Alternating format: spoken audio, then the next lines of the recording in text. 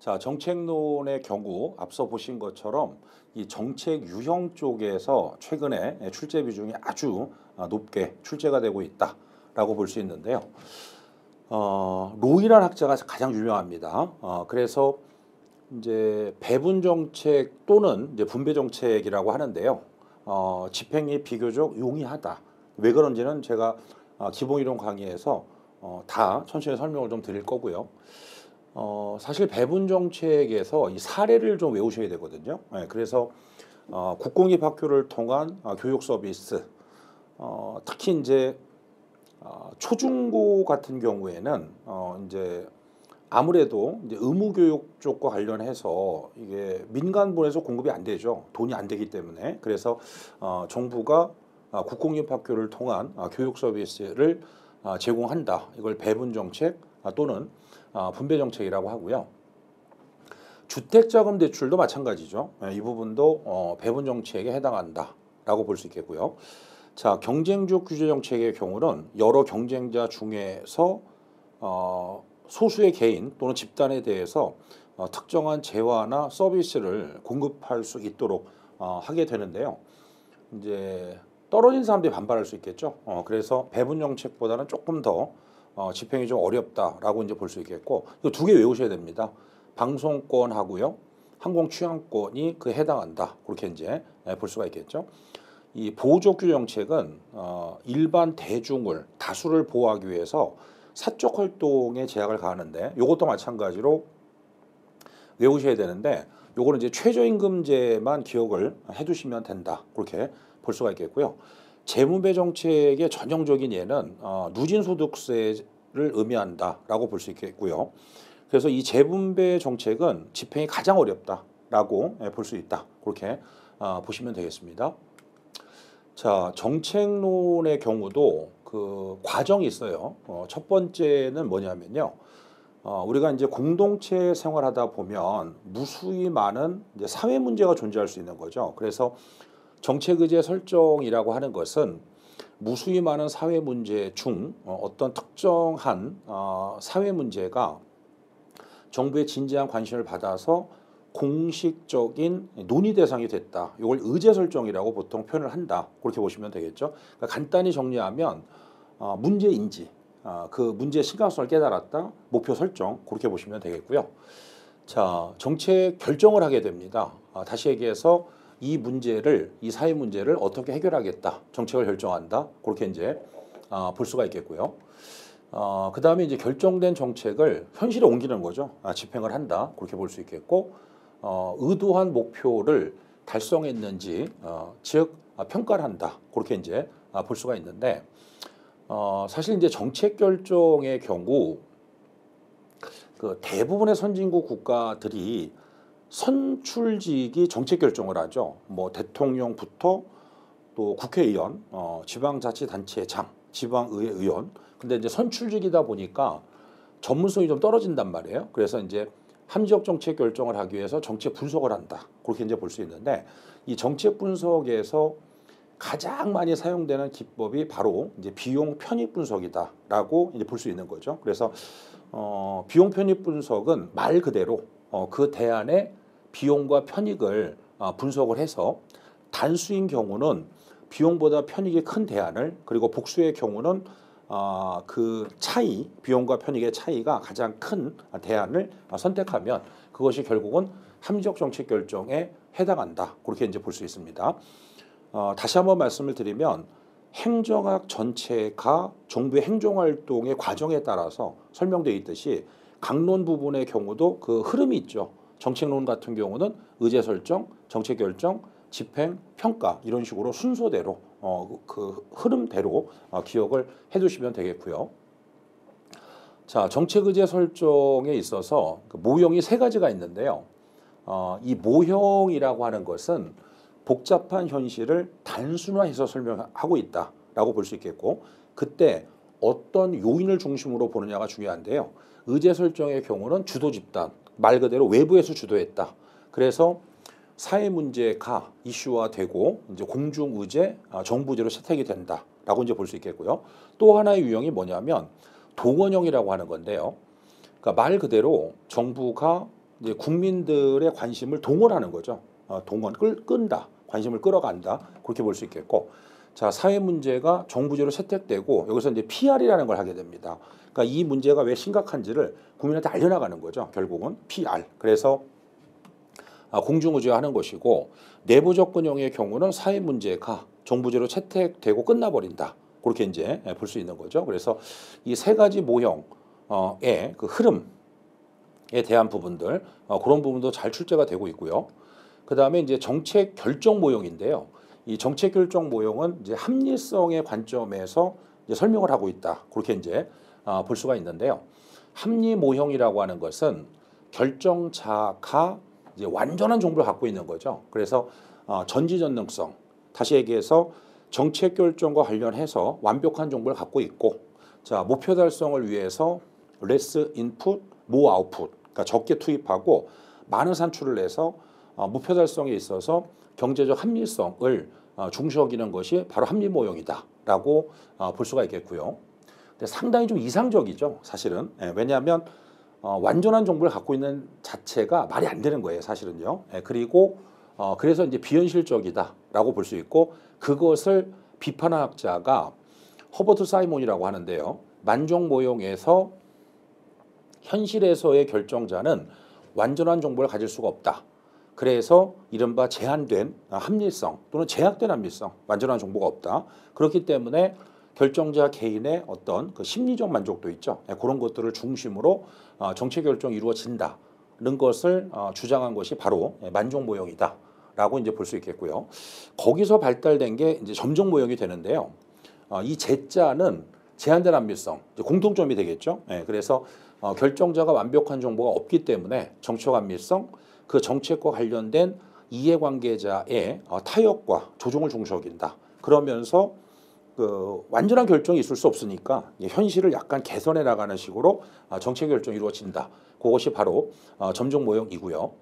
자, 혼합 모형의 경우는 기본적 또는 근본적 결정과 부분적, 세부적, 지역적 결정으로 구분한 다음에 기본적 결정은 합리 모형, 이제 비유컨대 수비 되겠죠. 개괄적으로 파악을 하는 거고 부분적, 지역적, 세부적 결정의 경우는 점종 모형, 비유컨대 나무, 미시오로 결정한다. 근데 요 부분은 뭐가 잘 나오느냐면 연결고리 있잖아요. 그래서 예를 들어 보면 기본적 결정은 점종 모형 틀렸죠.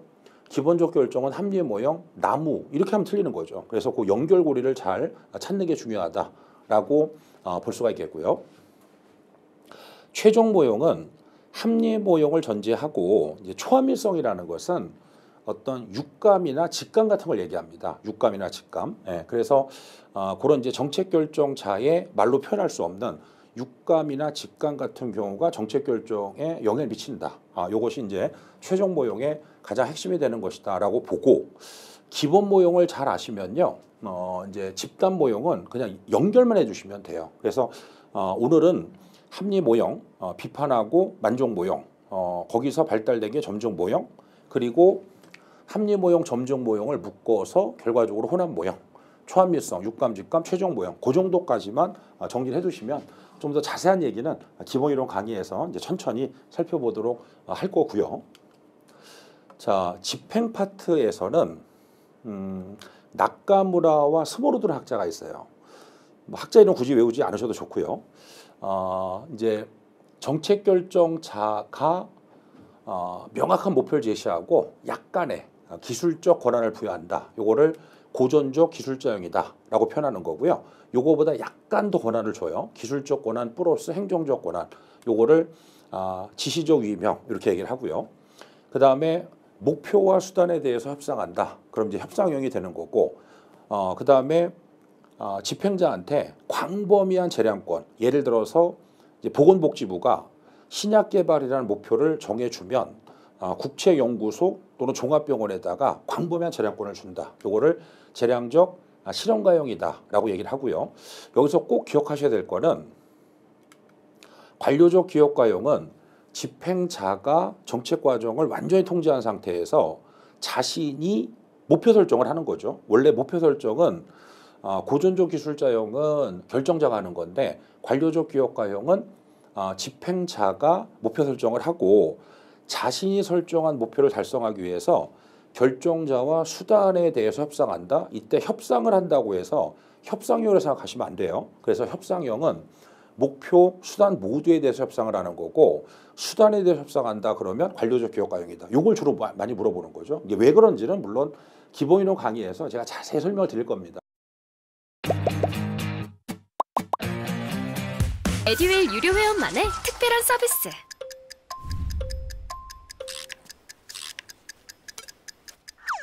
하치하차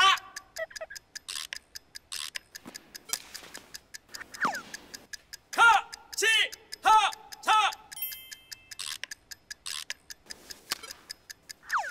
정답! 같이 하자 친구야 에듀윌 유료 회원!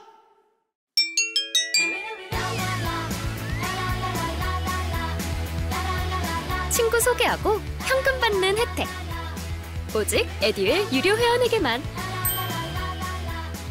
에듀윌. 그래서 수험가에서는 보통 이 5가지를 첫자를 따서 고, 지, 협, 재, 관 이렇게 불러요. 네, 그래서 이니셜을 따서 그러니까 첫자를 따서 고지협 재관이다 이렇게 부른다. 그렇게 이제 기억을 해두시면 될 것 같고요. 자, 3편 조직론인데요. 조직론의 경우도 역시 그 흐름이 있어요. 그래서 고전적 조직이론의 경우는 19세기 말 조직구조의 합리적 편제에 관한 내용들 이 부분을 우리가 주로 조직 구조론이다 이렇게 부를 겁니다. 자, 그 다음에 신고전적 조직이론인데요. 1930년대 이후 인간에 대한 관심. 자, 그 다음에 현대적 조직이론이라고 해서 1960년대 이후의 환경. 우리가 이제 그 기본이론 강의에서 행정의 3대 변수라는 걸 공부할 텐데 이 3대 변수가 뭐냐면 구조, 인간, 환경이다라고 볼 수 있고 사실은 이게 조직론에서 원래 나오는 부분인데 기초 부분에서 그 공부를 하게 됩니다. 나중에 다 말씀을 좀 드릴 거고요.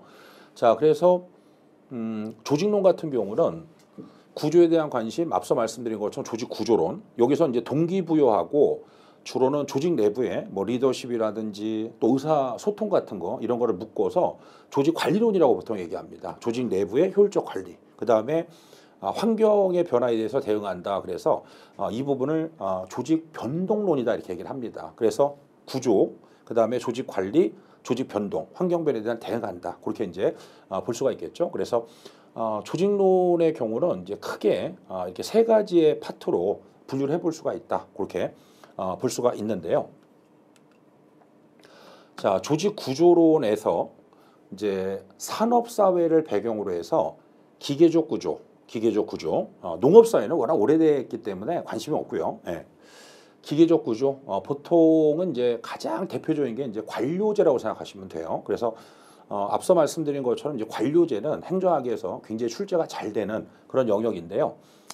반면 소위 지식정보사회의 도래에 따라서 유기적 구조가 등장을 한다라고 볼 수가 있겠고, 이제 둘을 제가 앞에서 말씀드린 것처럼 표가 나왔지 않습니까? 그럼 표가 나오면 출제 유형이 대립형이구나. 실제로 이제 잘 나오는 문제가 뭐냐면 유기적 구조가 아닌 것하고 물어보는 경우가 상당히 많습니다. 그래서 제가 이때까지 기출문제를 쭉 분석을 해보면 이제 상황 조건보다는 조직 수준을 많이 물어보는 거죠. 그래서 제가 이제 선택과 집중이라는 말을 아까 말씀을 드렸는데 선택과 집중이 뭐냐면 바로 이런 거예요. 그러니까 기출문제를 분석해보면 이건 좀 덜 나오니까 기왕이면 조직 특성 중에서도 유기적 구조가 아닌 것하고 물어보니까 이걸 외우시는 거죠, 결과적으로. 네, 그래서 처음에는 많이 어려우실 거예요. 네, 근데 그런 말을 많이 하죠.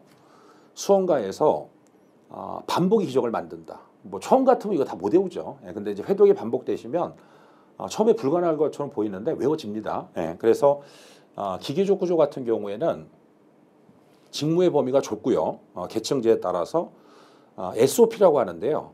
스탠다드 오퍼레이팅 프로세듀, 이른바 표준 운영 절차에 따라서 업무가 처리가 되고, 그 다음에 분명한 책임관계, 수직적 계층제, 수평적 전문화, 그리고 공식적, 몰인간적 이제 대면관계 이루어진다. 그렇게 이제 볼 수가 있겠죠. 그래서 선택과 집중에 따른 수험 행정학의 최적화를 위해서는 많아 보이지만 이거 외우시면 반대가 요거죠. 그렇게 기억을 해두시면 된다라고 보시면 되겠고요.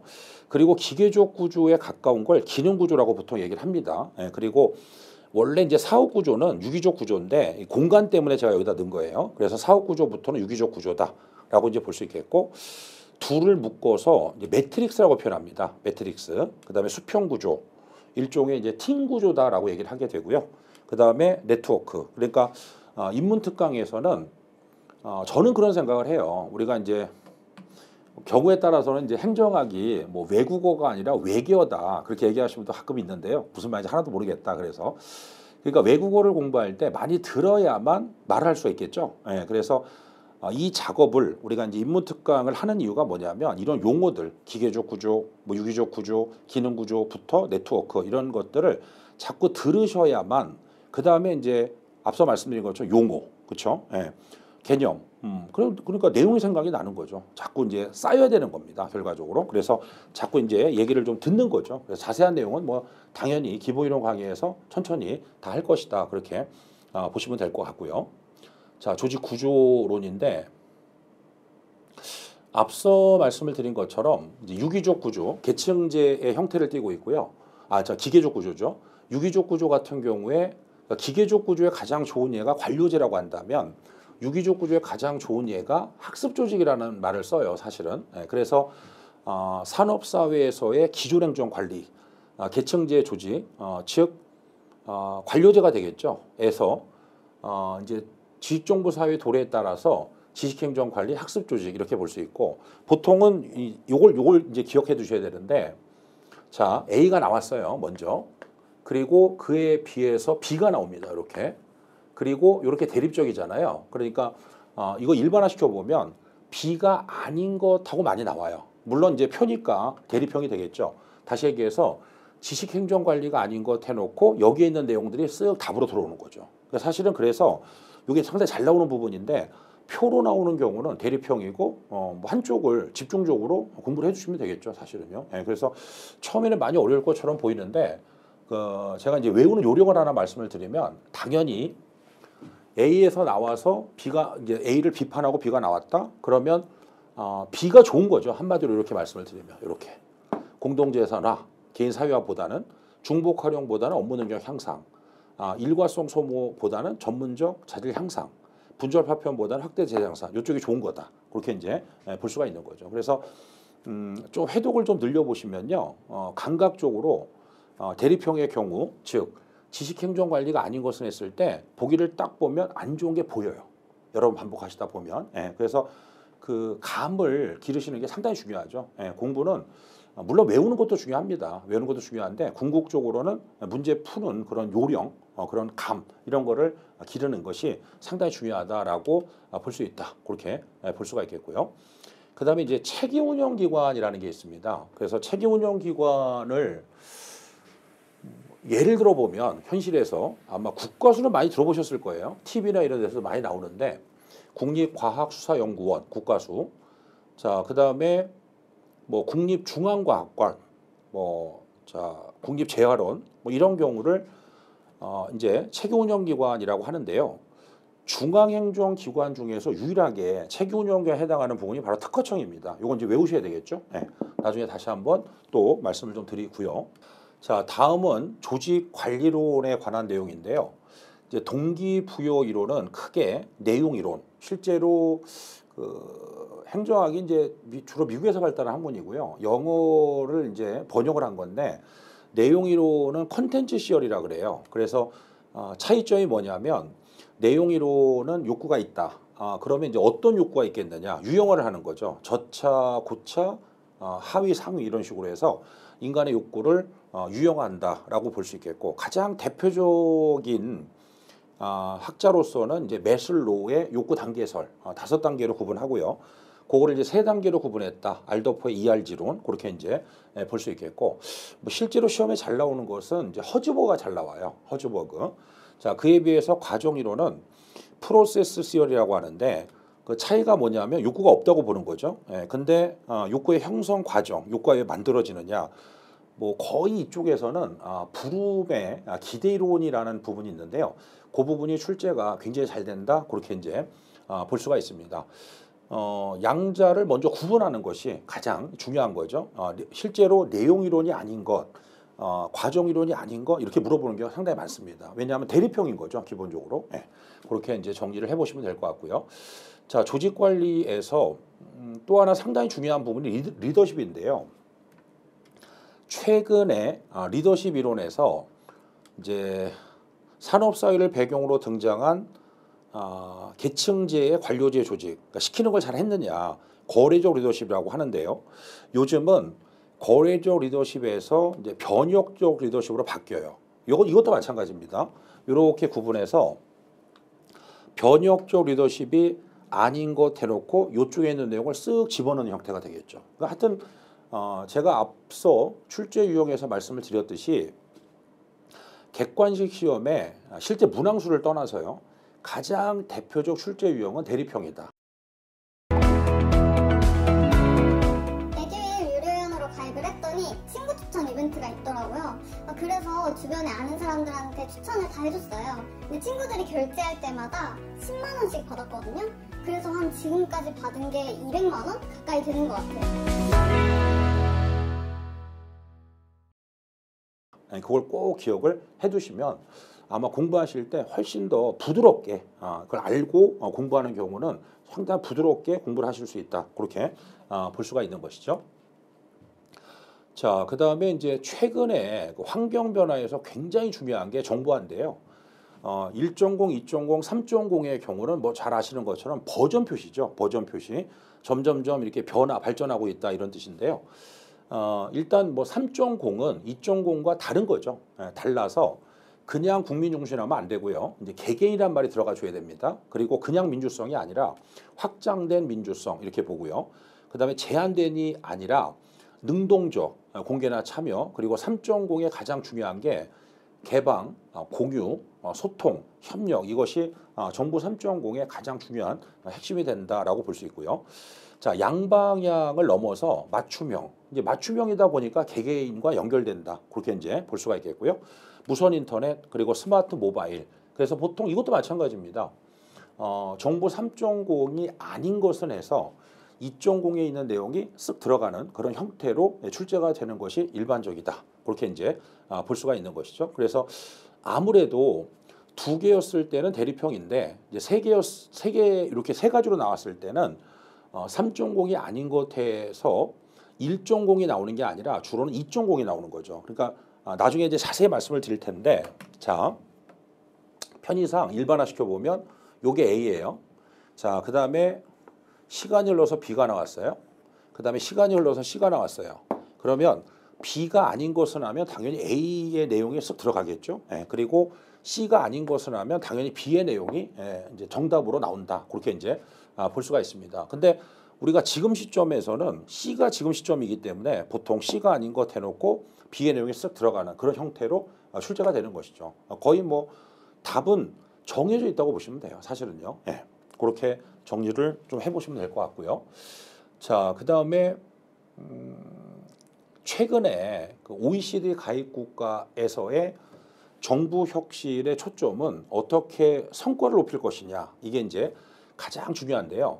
제가 앞에서 과학적 관리론은 경영학 이론이라 그랬죠. 그래서 성과 제고는 사실 그 정부보다는 기업이 더 잘하죠. 왜냐하면 이윤 추구고 개량할 수 있고 이렇게 되기 때문에. 그래서 상당히 경영학 이론을 많이 받아들이고 있다라고 이제 보게 되는데요. 과학적 관리론은 성과 제고를 위해서 주로 이제 경제적 유인을 강조한다라고 볼 수가 있겠고요. 인간관계론은 심리적 유인이죠. 사실은. 그래서 과학적 관리론에 비해서 이제 심리적 유인을 통한 동기부여. 그래서 이제 성과를 높일 수 있다라고 보는 것이 바로 인간관계론이다라고 이제 볼 수 있겠고, 자, 그다음에 이제 MBO라는 게 있습니다. 매니지먼트 바이 오브젝티브라고 해서 목표에 의한 관리, 또는 이제 더 줄여서 목표 관리다 이렇게 표현하거든요. 그래서 이 MBO는 개량화된 목표, 개량적 목표. 그러니까 예를 들어서 어떤 지자체 도로교통과에서 외곽순환도를 건설한다 그랬을 때 주민의 편의성 이런 것보다는 공기 단축, 공사 기간 단축, 그다음에 어떻게 하면 포장률을 더 이제 높이겠느냐 이런 식으로 개량화된 목표를 중심으로 조직을 관리했을 때 성과가 높아진다. 이것이 이제 MBO고요. 최근에 그 BSC라고 해서 아마도 경영학을 공부하시는 분은 아마 들어보셨을 거예요. 밸런스드 스코어 카드라고 해서 보통 균형 성과표다 이렇게 표현하게 되는데 이제 과거에 너무 재무적 관점에만 초점을 두다 보니까 여러 가지 문제가 생기기 시작을 한 거죠. 그래서 재무적 관점 외에 비재무적 관점, 즉 고객의 관점, 그다음에 프로세스, 과정이 되겠죠. 그다음에 학습과 성장 측면에서 이제 재무적 관점 외에 비재무적 관점까지 좀 균형적으로 고려하자. 그러니까 진정한 성과 제고를 위해서 등장한 것이 BSC인데 최근에 이 BSC 쪽으로 굉장히 출제가 잘 되고 있습니다. 그러니까 좀 주의를 해서 보실 필요가 있는 거죠. 그래서 이런 흐름을 잘 아시면요. 뭐가 중요하고 뭐가 중요하지 않은지를 좀 비교적 잘 알 수 있는 거죠. 그래서 그런 부분을 집중적으로 공부하시다 보면 아무래도 조금 좀 더 효율적으로 우리가 공부를 할 수 있다. 그렇게 볼 수가 있겠고요. 자, 그다음에 이제 인사행정은 앞서 말씀드린 것처럼 앞부분에서 출제 비중이 상당히 높습니다. 그래서 특히나 그 인사 관련 제도가 상당히 출제가 잘 되는데 그게 이제 바로 역관주의라고 하는 겁니다. 근데 역관주의가 생각보다 좀 까다로워요, 사실은요. 그래서 제가 이제 나중에 말씀을 드릴 텐데 시장 실패에 따라 정부가 할 일이 많아졌어요, 행정국가. 그리고 전문 복잡화되면서 결과적으로 행정국가 등장을 하게 되는데 과거에는 역관주의라고 해서 역관주의 이게 정치적 충성심에 따라서 공무원을 채용하거든요. 그러니까 지금으로 보면 조금 이해가 어려운데 어떤 관직의 특권이나 이런 걸 배제하기 위해서 등장을 하게 됩니다. 역관주의. 그래서 민주성, 더 나아가서 대응성에 상당히 좋은 제도다라고 이제 볼 수 있는데 문제는 역관주의가 민주성, 대응성은 상당히 좋은데 능률성이 떨어져요. 그래서 이제 행정국가에 들어오면서 능률성이 요구되면서 역관주의에서 실족주로 넘어간다라고 볼 수 있겠고 실족주를 기반으로 해서 소위 지곡공무원제가 등장을 한다 이렇게 볼 수 있겠죠. 그래서 이번 인문특 강의에서는 내용보다는 역관주의라는 게 있나 보다. 실족주는 많이 들어보셨죠. 실족주의, 그다음에 지곡공무원제 이런 용어를 중심으로 내용을 보시는 게 좋을 것 같고요. 그래서 이제 역관주의 같은 경우는 공무원을 임용하는 데 있어서 임용 기준, 정치적 충성심, 지금으로 보면 좀 이해가 어렵죠. 대통령 선거, 정권 교체가 이루어졌다, 공직 경질, 다시 얘기해서 먼저 있는 공무원을 싹 몰아내고 새롭게 정권을 잡은 정당이 결과적으로 소속 당원들을 공무원으로 임용을 시켜요. 그렇게 되면 공직의 특권을 배제할 수 있는 거죠. 선거를 통해서 주요 심판하기 때문에 상당한 장점이고요. 민주성과 대응성이 좋다라고 볼 수 있는데 문제는 행정국가에 들어오면 능률성이 요구되기 때문에 실족주의, 능력, 자격, 적성, 시험의 성적에 따라서 그래서 실족주의는 공개 경쟁, 채용 시험을 통해서 공무원을 선발하고요. 정치적 중립성 그리고 이제 신분 보장, 그러니까 정치적 중립성을 위해서 신분 보장을 해주는 것이다라고 이제 볼 수 있겠죠.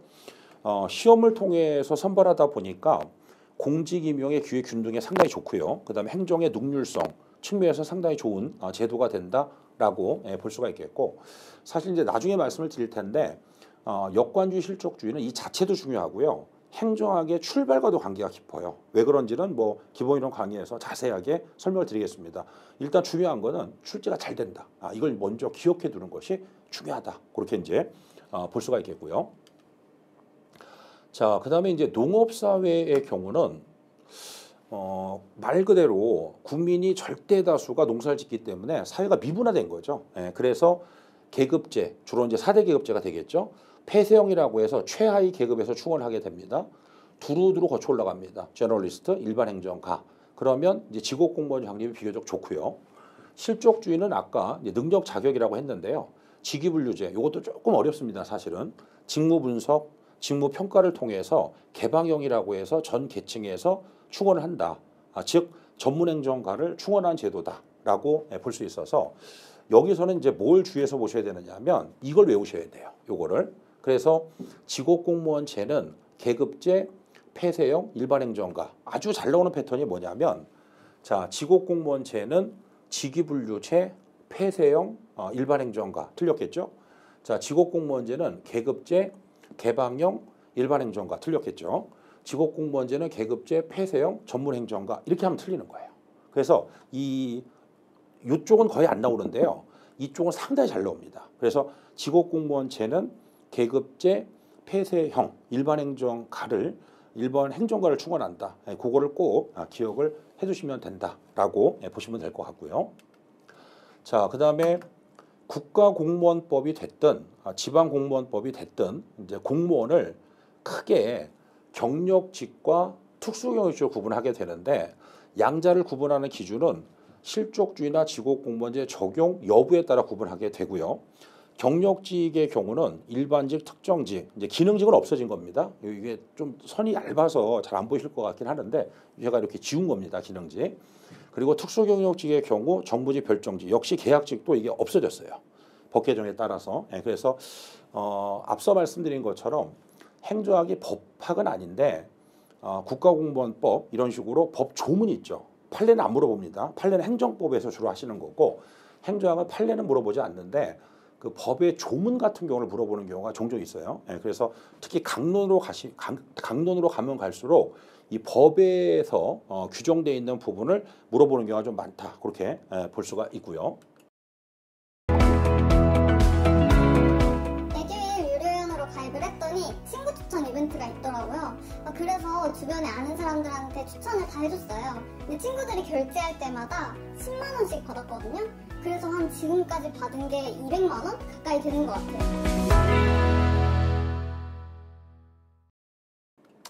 자, 그다음에 그러니까 앞에서 말씀을 드린 것처럼 행정학 전체 그리고 이제 정책론, 조직론도 흐름이 있듯이 인사행정 같은 경우도 흐름이 있어요. 그게 뭐냐면 이걸 인사행정의 3대 요소라고 해서 유능한제를 채용하자. 뭐 굳이 얘기하면 삼고초려가 되는 거죠. 그래서 유능한제를 채용해서 자, 그다음에 능력 발전시키고 그다음에 사기양양을 하자. 이걸 인사행정의 3대 요소다라고 얘기를 하게 되고요.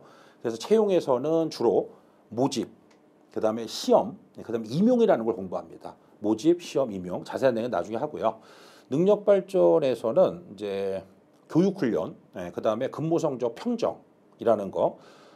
그다음에 이제 어떻게 보면 승진 같은 경우가 사기양양도 관련이 있지만 승진을 시키는 거죠. 능력 발전할 수 있도록. 승진 이런 것들을 주로 여기서 공부하게 되고요.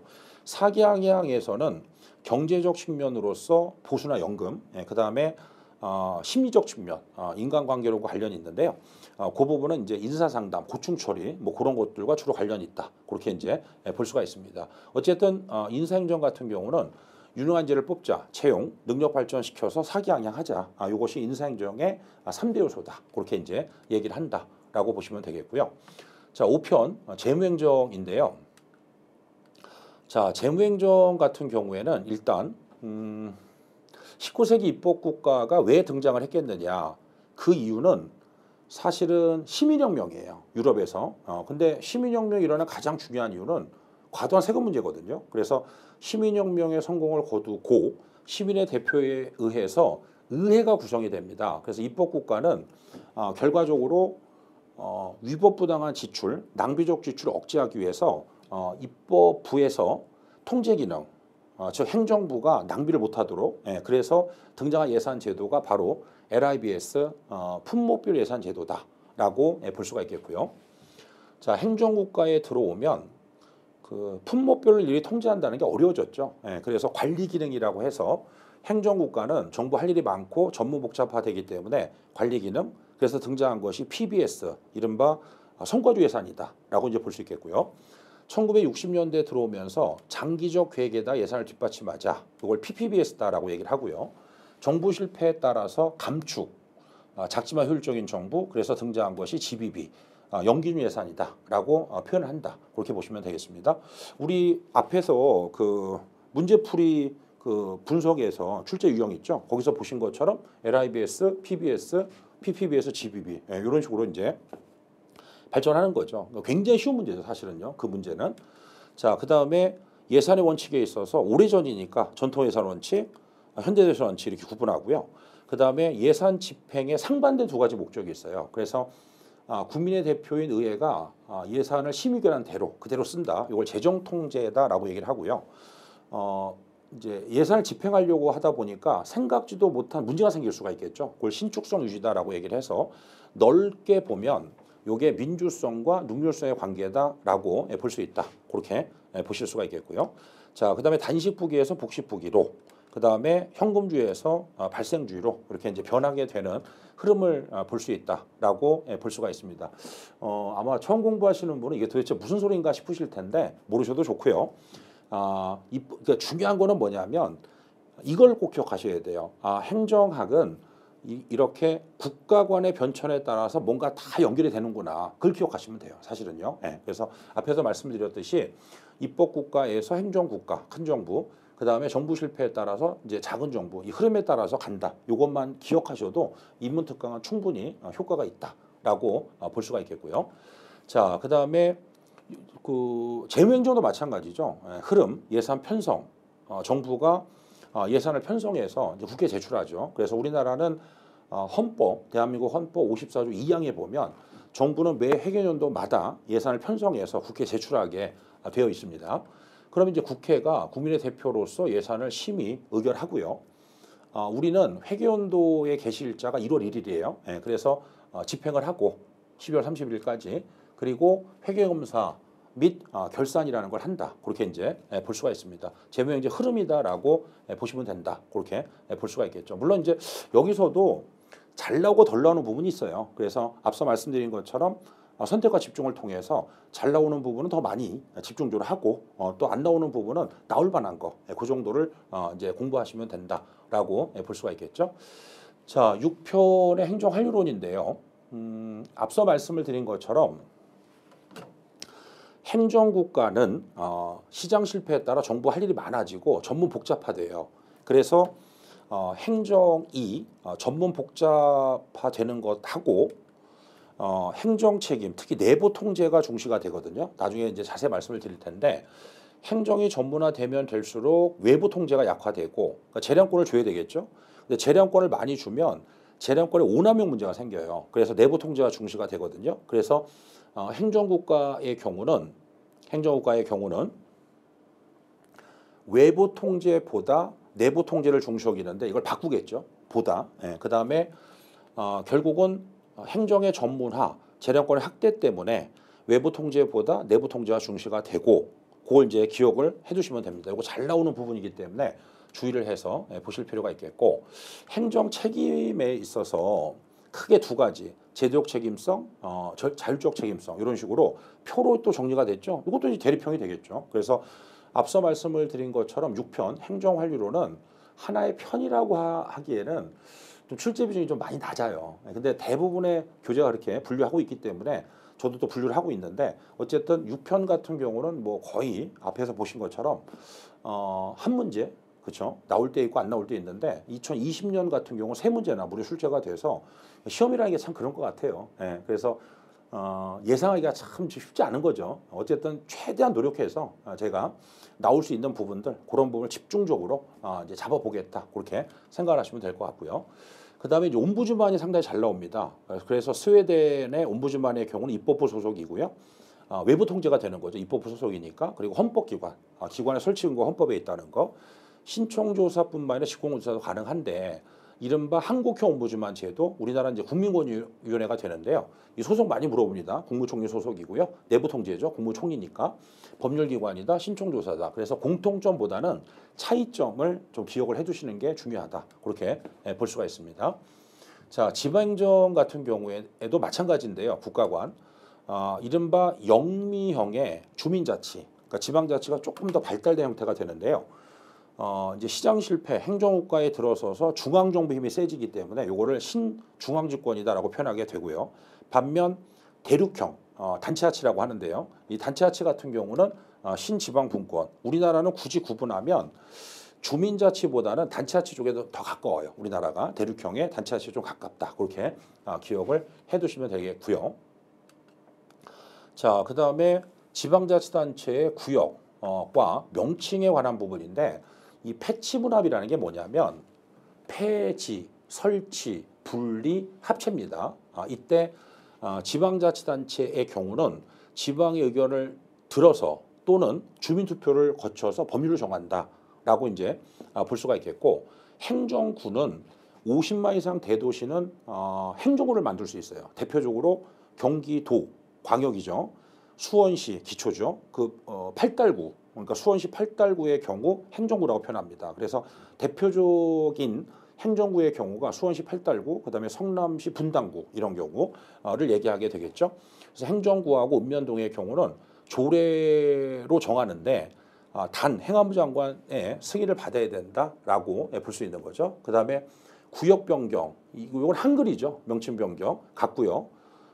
그다음에 행정구 읍면동의 경우는 조례로 정한 다음에 시도에서 보고한다라고 이제 볼 수 있겠고, 그다음에 이제 경계 변경, 구역 변경과 경계 변경의 차이가 있어요. 자세한 얘기는 나중에 말씀을 드릴 거고, 한자 명칭 변경의 경우는 법률까지 필요 없고 대통령령. 그다음에 이제 행정 읍면동 같죠. 그렇게. 그래서 요 표를 조금 기억을 해두실 필요가 있다. 그렇게 볼 수가 있겠고요.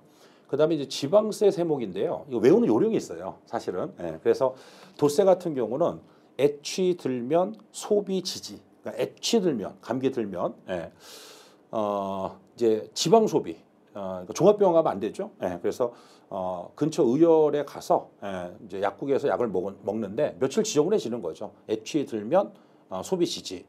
자, 여러 개가 있는데 이제 시군세, 도 밑에 시군이 있으니까 담배 소득은 자주제다. 그러니까 말 그대로 지방세가 자주제거든요. 예, 그래서 담배 소득은 자주제다. 담배 소비세, 지방소득세, 자동차세, 주민세, 재산세 이런 식으로 하면 11개의 지방세 세목을 다 외울 수 있다 이렇게 보고요.